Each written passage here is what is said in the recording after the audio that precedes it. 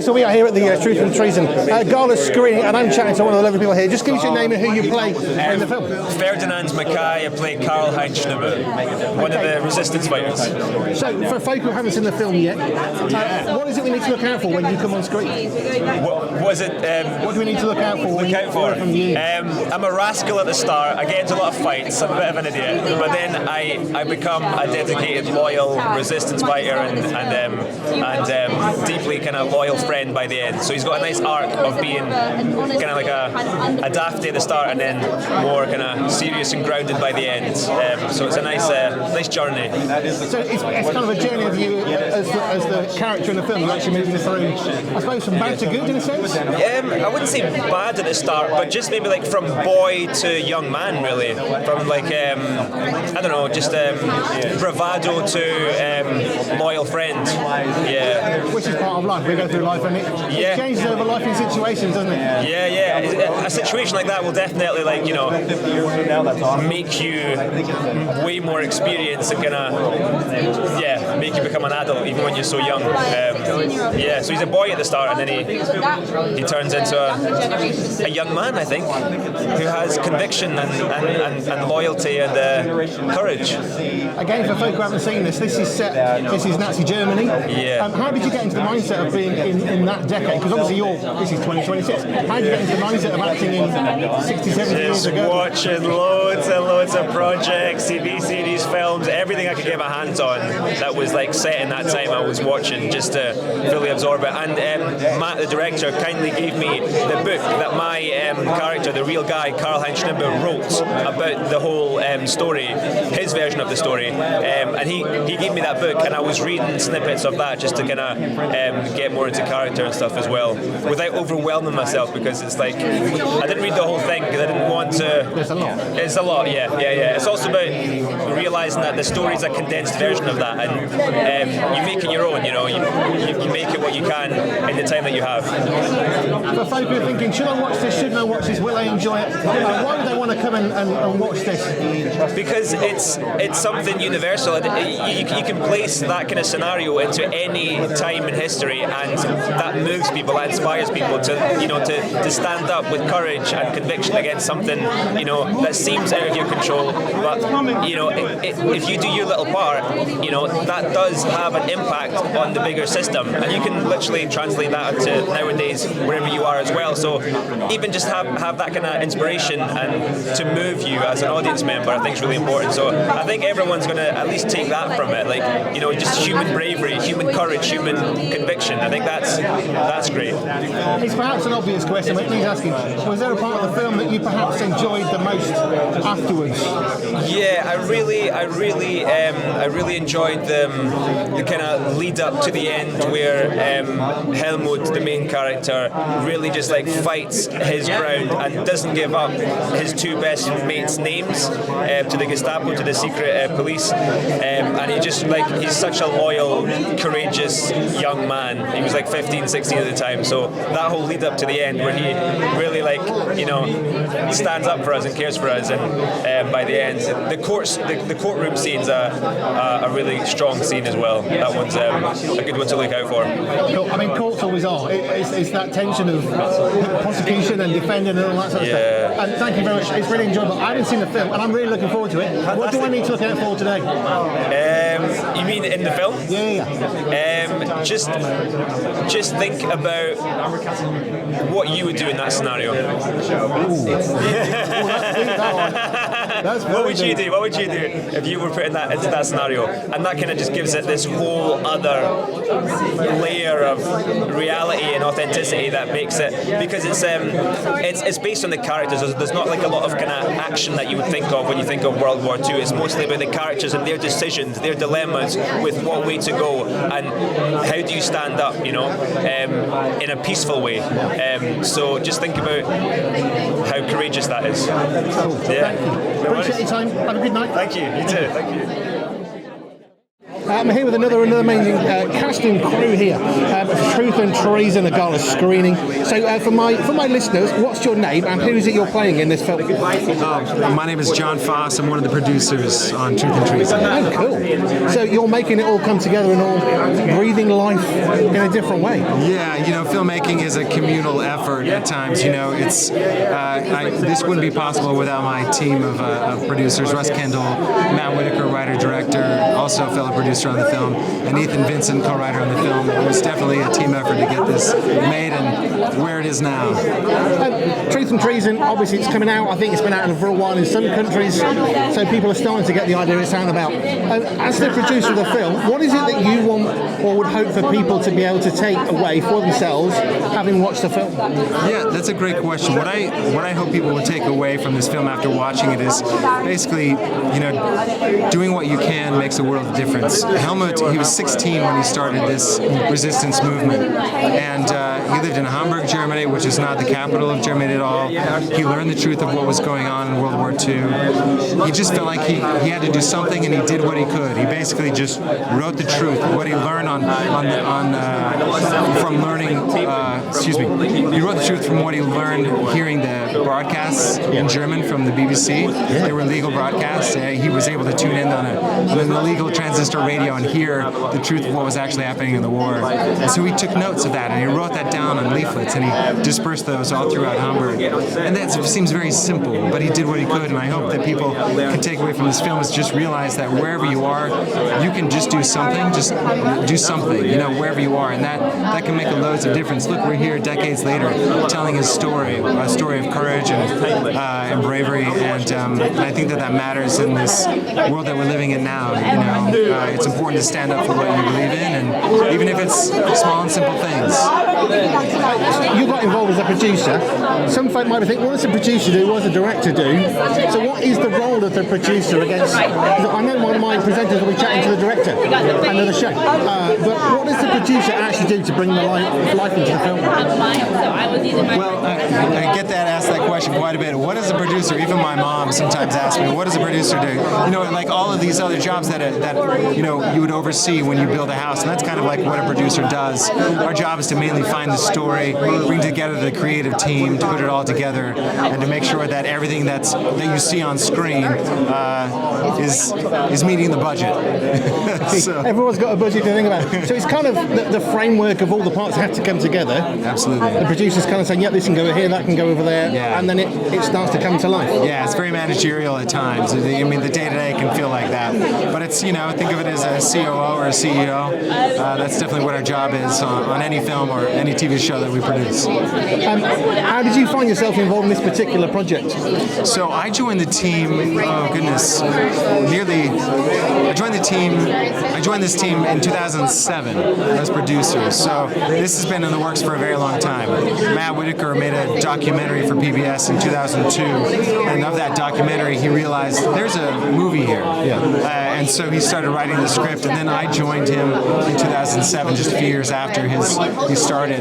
But it's been a long time, the housing crisis of 2008 threw us off. COVID definitely threw us off, but we stuck with it, and thankfully we were able to film the movie in Lithuania in 2024, and now we're releasing here in the UK on Prime, May 18th. Cool. Now, I'm really grateful. I haven't seen it yet. I'm looking forward to seeing it tonight. Yeah. So, what should I look out for tonight, do you think, that I can really enjoy more? What I'd love for you to pay attention to is just our actors. I mean, we cast brilliant actors out of the UK. One of the reasons why we're here, because most of our cast is British, and they just do a phenomenal job. So just pay attention to Ewan, who plays Helmut, and Rupert, who plays our antagonist, Muster. They're both phenomenal in this movie, and I really hope you enjoy it. I will do. Thank you. It's good to meet you. Thank you. Nice to meet you. Thank you so much. Great questions.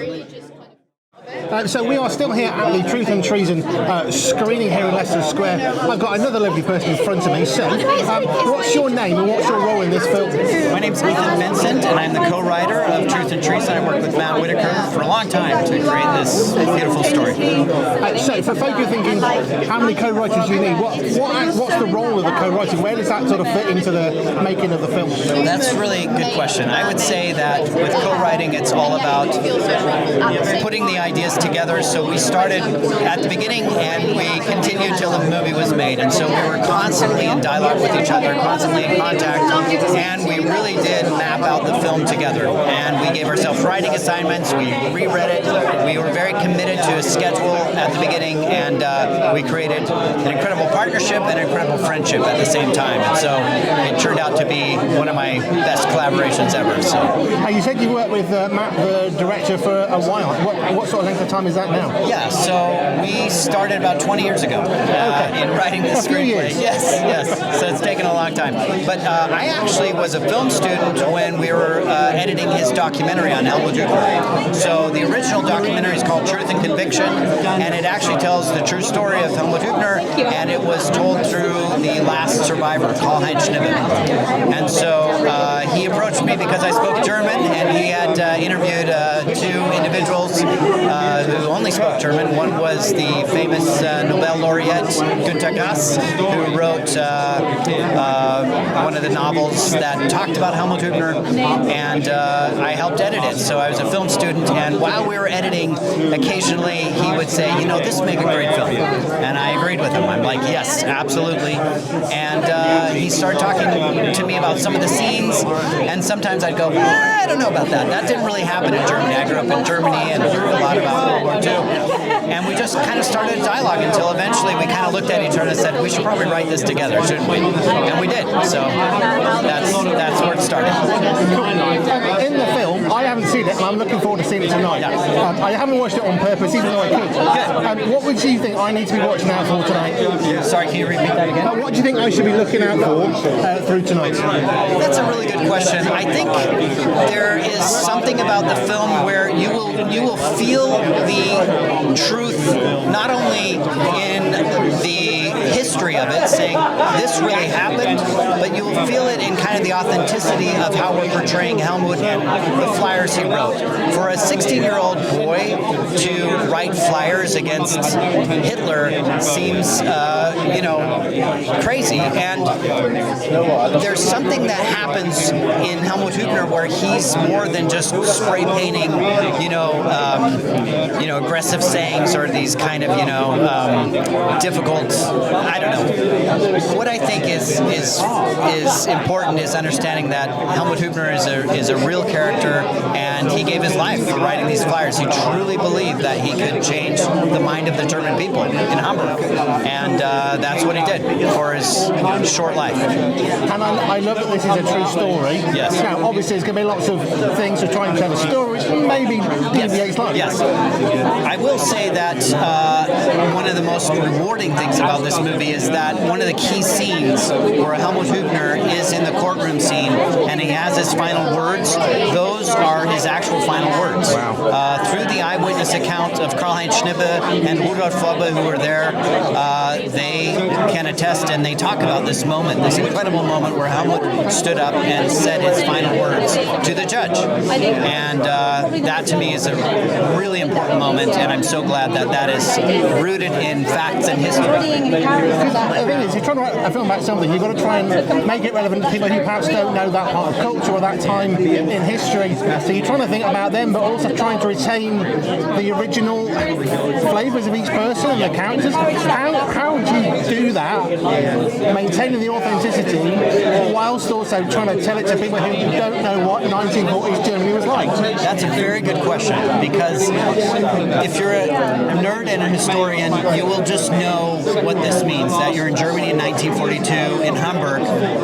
Where is Germany and the war at this point? Germany was actually a very successful nation. They had not been defeated by Russia. They had not, gone through some of the terrible things in the war, and of course no one knew what they were really doing with the Endfrage, with the Jewish question.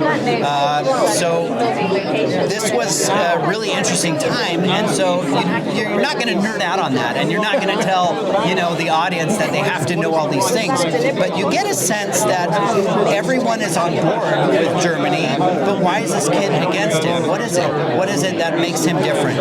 And to make it entertaining, you do have to really see it through his eyes. And so when he hears some of the BBC broadcasts that were so important to reveal the truth to him, he obviously was moved by that, he was shocked by that, and then he was compelled to do something about it. And to me, that's just this beautiful story of, youthful energy and to just follow your heart. Okay.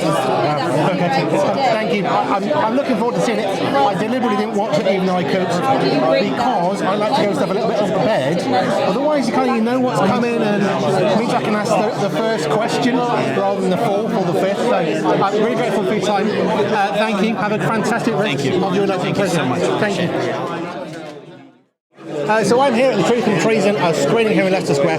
I'm meeting some of the cast and some of the crew, and I've got another lovely person in front of me. So just for my listeners, tell me, what's your name and who is it you're playing in this particular film? Hello, my name is Nye Ockamore, and I'm playing Solomon Schwartz. So what's the joy for you for this particular movie? I mean, it's a very, very gritty, real story, but where's the joy for you as an actor of really being able to get into what it is you're trying to do?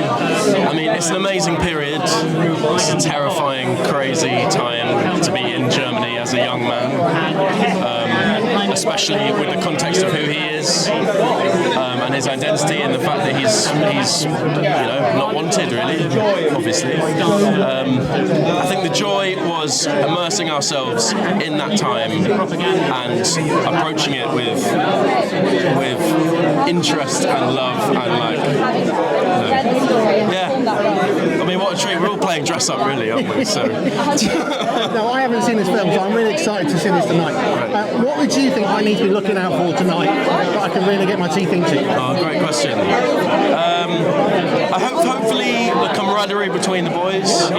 We really loved each other and got on as a cast, and I really hope and think that bled on screen as well and into the writing. And we spent a lot of time together before we started shooting and had a bit of rehearsals together, and we all made really good friends. I think the whole cast were just great, and hopefully all the love that we share between each other comes through, even though the themes are very heavy and it's a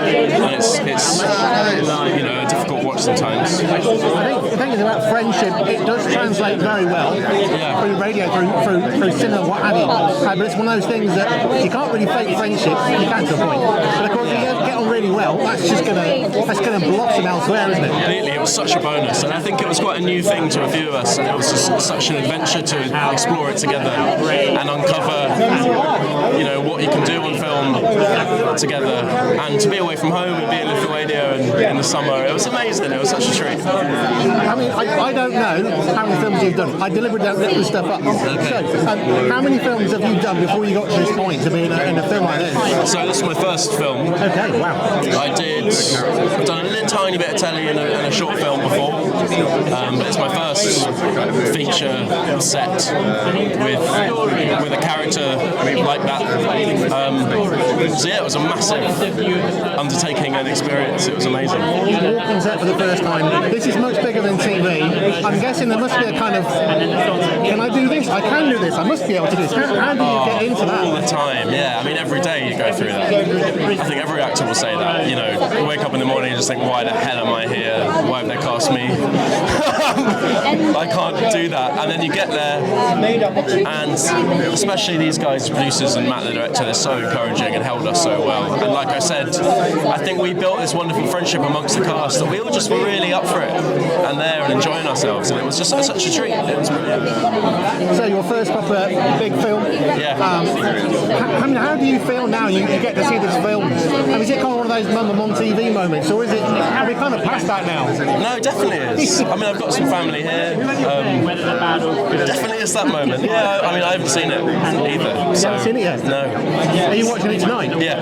This is your first time watching? Yeah. Is it head in hands or joy? I don't know. I mean, I've seen some of the scenes, and we did a bit of ADR, so I've seen moments. I've not seen the whole thing beginning to end. So I'm excited. Who knows? I'll tell you later. I might come out of my head in my hands. I don't know. No, it's fine. You see, the thing is, you've done it and you completed it, so hey, that's good. That's really good. What was the bit about the film you think, you know, I'm really glad I was able to be part of telling the true story, that part there, that, you know, I'm really proud that was a moment that I got to tell through cinema.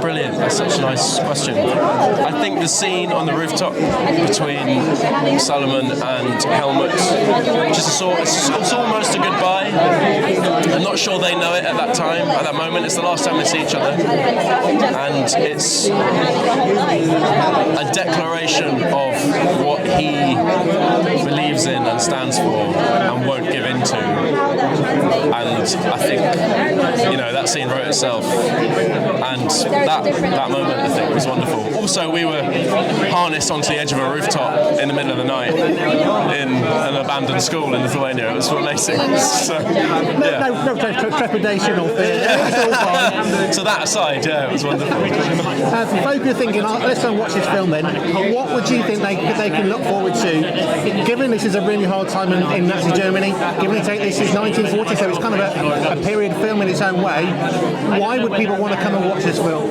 Great question.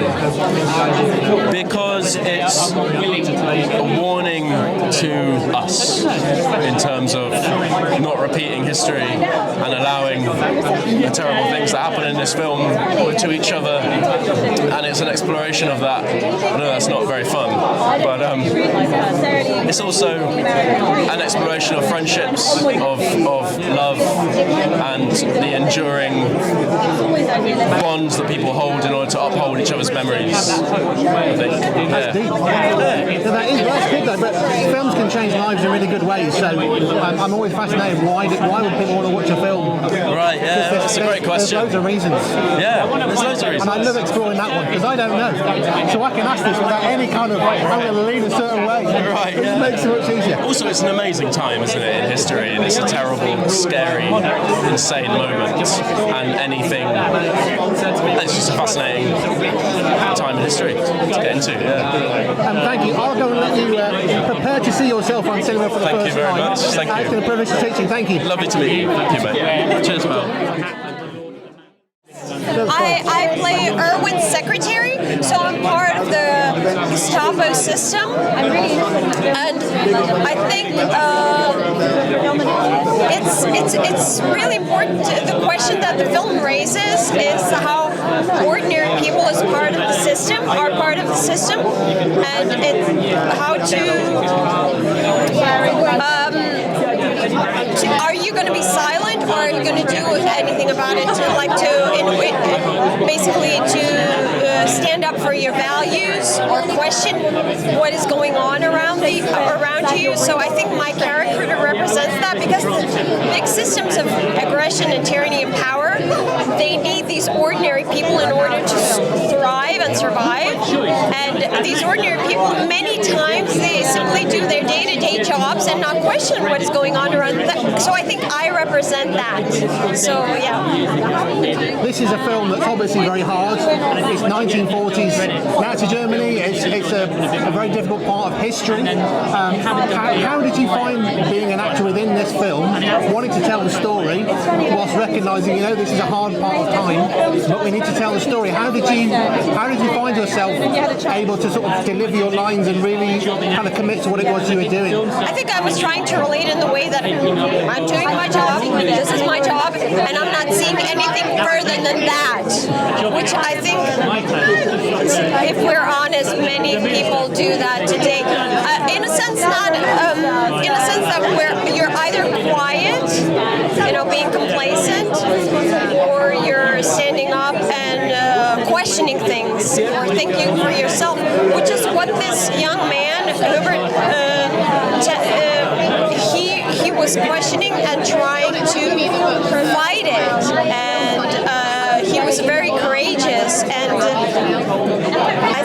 I think it's the question that movie raises is that what would you do these days? And it's actually, I don't know, it's harder to answer than we might actually admit, right? Yeah. What did you enjoy about being able to tell this story?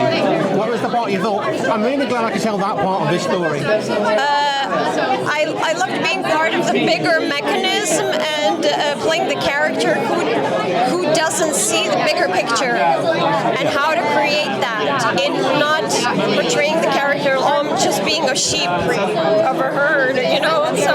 So to create something alive and being part of the mechanism, and also I think that what's fascinating is that it's based on real story.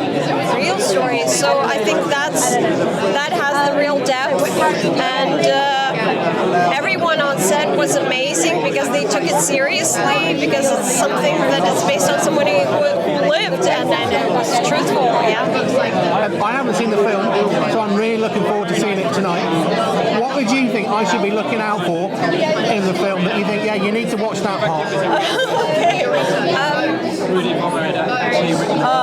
Wow. Now I think there's many things, but it's I think the location for me. What resonates is the location, because I'm from Lithuania, and it was all shot in Vilnius, in the authentic, not in a studio, but in authentic historical locations.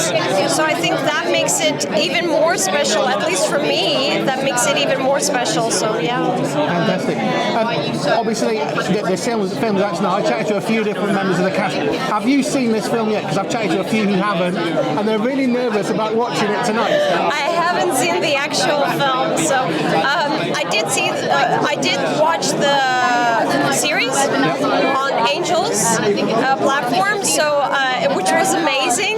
So it's going to be a different version of the story now, and I'm really, really excited about it. So yeah. I can see that in your face. The people who are actually watching, but you look like, I want to see this, which is really yeah. Cool. Yes. I'm really excited because I think these kind of stories, these kind of messages are very.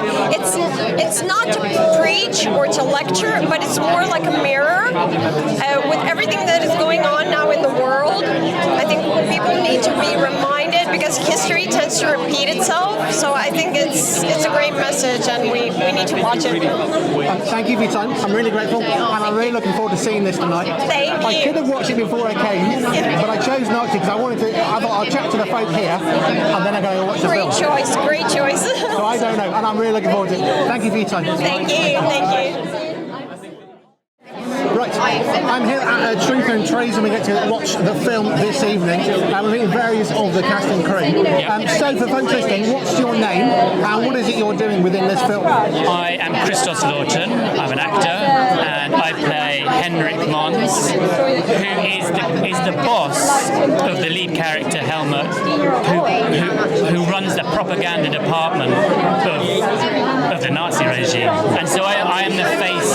I'm the kind of the boring, kind of bureaucratic face of the regime, essentially.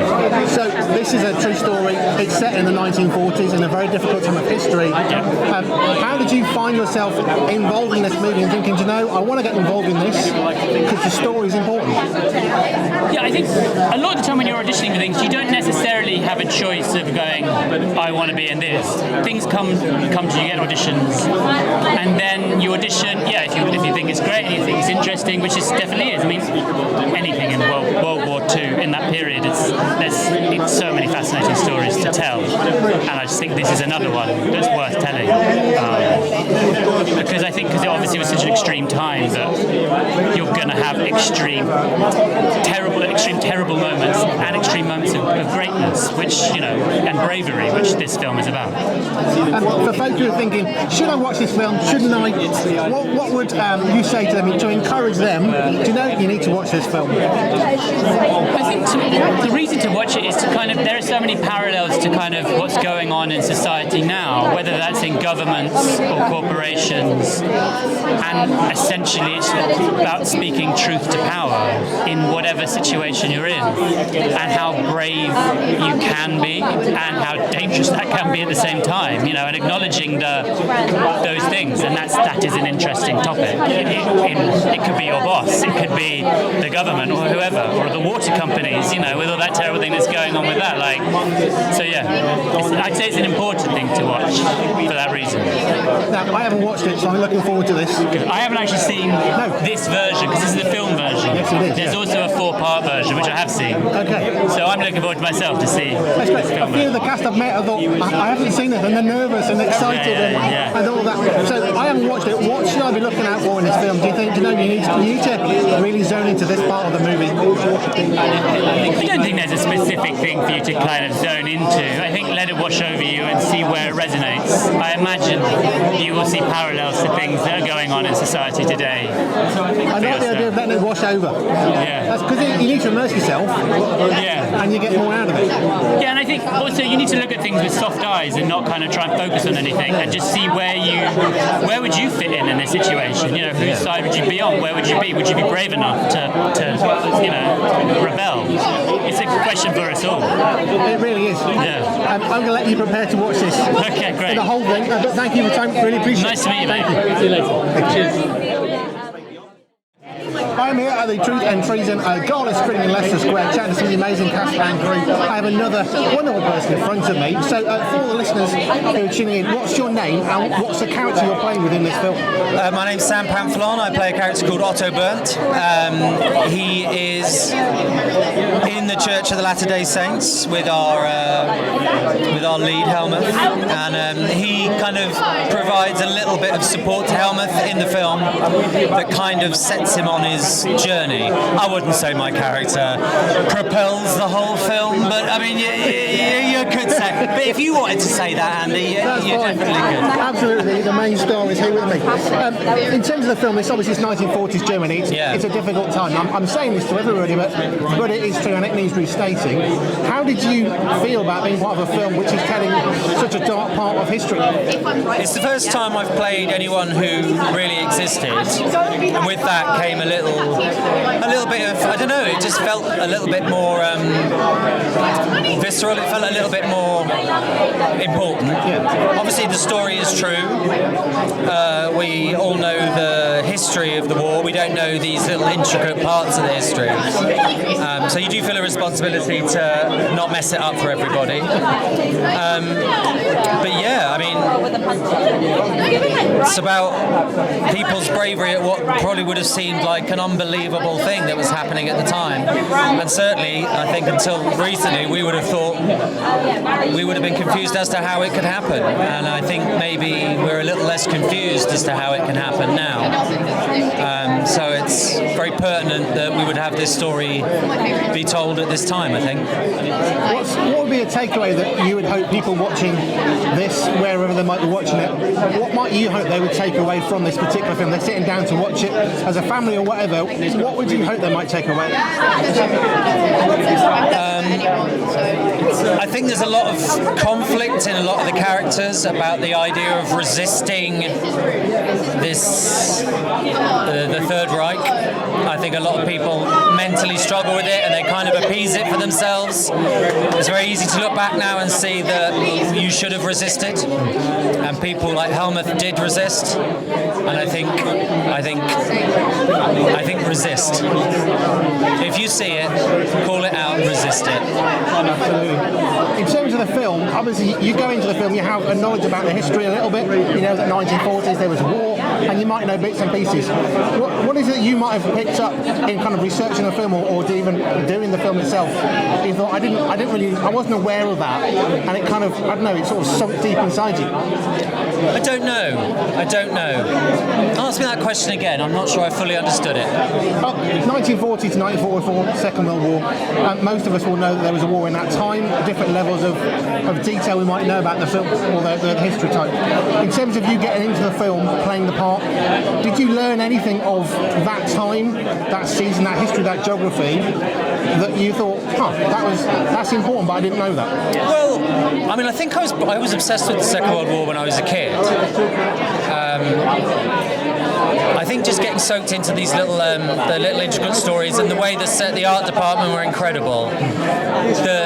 Being surrounded by those things, but those things not feeling fusty and old. I mean, this is probably not a good answer to your question, but just being, wearing the clothes, being around the artifacts and all these things, but they're not being artifacts, they're being real and then being present. Just soaking into the time that your grandfather was alive. I'm pretty well versed on the Second World War. Well, I thought I was anyway, but I didn't know this story, so kind of getting absorbed into this story felt important. I didn't know about the role of where the Church of the Latter-day Saints were in relation. This is probably a better answer.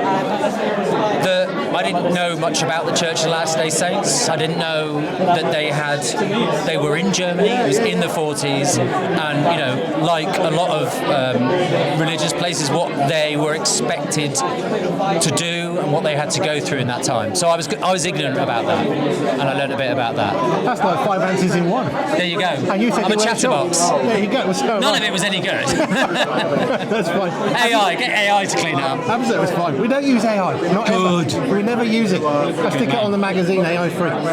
Have you seen this as a complete selection? Did I ask that question? No, not yet. No. So this is your first time as well? Look, I've seen my bit. Okay. Like any actor, I've seen my bit. I did. It was sent to us as a series, but I really want to watch it as this as a film. Yeah. I think it's going to be. I know it's going to be good, but yeah, I'm really excited to see it. See, I could have watched this, and I deliberately chose not to. Yeah. Because I wanted to speak to you lot and then go and watch it. So I'm really looking forward to seeing it as one thing. Yeah. Well, I hope you like it. Thank you. Well, I do too. Yeah, and I hope you really like the minute that I'm in it. That's the only reason I've come. Yeah, if you don't come away kind of going, yeah, it was fine. He was fine. He was all right. He was all right. He was all right. If I get all right, I'm happy. That's fine. Yeah, he didn't take me out of it completely. No, exactly. Good. Right, thank you. I'm going to let you go on with your evening. Good to meet you. Thank you. Take care. So we are here at the Truth and Treason film premiere, sort of premiere thing for me anyway, in Leicester Square. Just tell us, for people listening in, what's your name and what is it you're involved in with this film? My name's Dominic Matham, and I played the judge at the end. So it all leads up to this incredible trial scene, and where the boy Helmut is brought to what was the People's Court, which was a big show court in Munich, or no, Berlin, and if you ended up there, you were gone really. Yeah. But they kind of tried to do a deal with the judge, because in lots of ways Helmut was sort of this perfect German boy in many ways, and the sort of boy that they would want to thrive. And so they said, well, if you read this prepared statement and basically denounce your friends and praise Hitler, then we'll let you off. And in the scene, and this is true, there were eyewitness accounts of this, he had the statement, was about to read it, and couldn't, he didn't.